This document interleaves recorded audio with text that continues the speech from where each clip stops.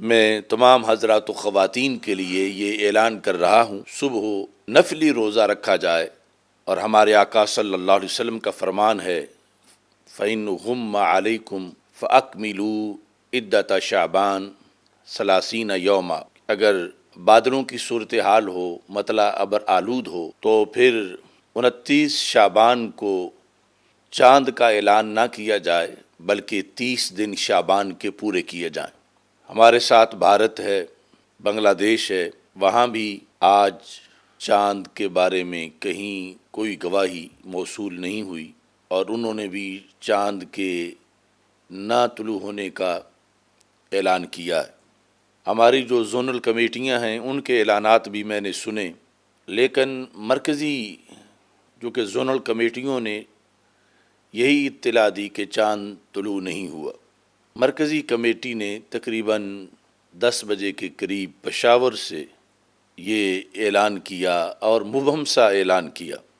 اس سے پہلے بھی عید کے چاند کے لحاظ سے مبینہ طور پر مرکزی کمیٹی اسلامیہ پاکستان کا ایک روزہ خراب کر چکی ہے۔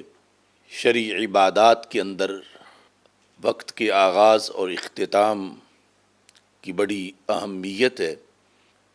رمضان شروع ہونے سے پہلے رمضان کے آ جانے کا قول اور رمضان کا روزہ رمضان کے شرعی ثبوت کے بغیر یہ مکروہ ہے۔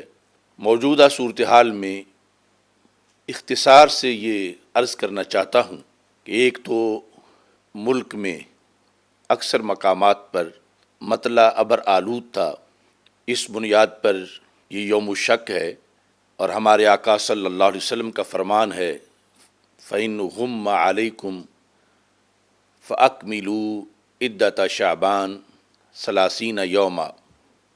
اگر بادلوں کی صورتحال ہو، مطلع ابر آلود ہو، تو پھر 29 شعبان کو چاند کا اعلان نہ کیا جائے بلکہ 30 دن شعبان کے پورے کیے جائیں۔ موجودہ اعلان کی بنیاد پر بھی ایک شک کی کیفیت ملک میں پیدا ہو گئی ہے۔ اس بنیاد پر جتنے لوگ مسلسل لگاتار فون کر رہے ہیں، میں سب کے لیے لائیو آیا ہوں تاکہ شرعی ذمہ داری پوری کی جائے کہ تراویح تو ہوتی ہے جب رمضان کا اثبات ہو جائے، تو پھر روزے کے لیے اس سے پہلے رات کو تراویح ادا کی جاتی ہے۔ چنانچہ آج تراویح تو نہیں ہے، لیکن صبح جمعرات کو روزہ رکھا جائے، مگر اس کے لیے کچھ شرائط ہیں۔ یہ روزہ خالصتاً نفلی روزہ ہوگا، یعنی اگر کوئی رمضان کا سمجھ کے رکھے گا تو مکروہ ہے، اور اگر تردد میں رکھے گا کہ رمضان ہے تو پھر رمضان ہے، رمضان نہیں تو پھر نفلی ہے یا کوئی اور ہے، تو پھر بھی مکروہ ہے۔ خالصتاً نفلی کا یہ مطلب ہے کہ دوسرا کوئی خیال ذہن میں نہ لائے، بلکہ صرف فکس کرے اپنی نیت کو کہ میں نفلی روزہ رکھ رہا ہوں۔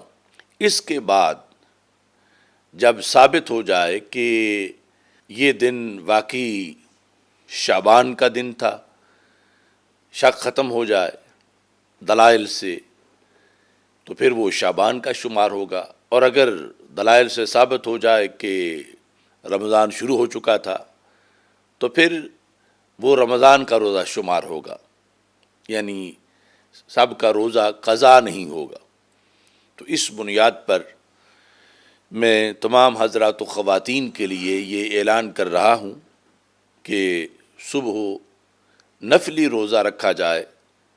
یوم شک میں نفلی روزہ ہی رکھا جا سکتا ہے، رمضان کا روزہ رکھنا وہ بھی ناجائز ہے، اور تردد کی حالت میں روزہ رکھنا کہ اگر رمضان ہے تو پھر رمضان کا روزہ ہے، اگر نہیں تو پھر دوسرا روزہ ہے، تو وہ بھی جائز نہیں، وہ بھی مکروہ ہے۔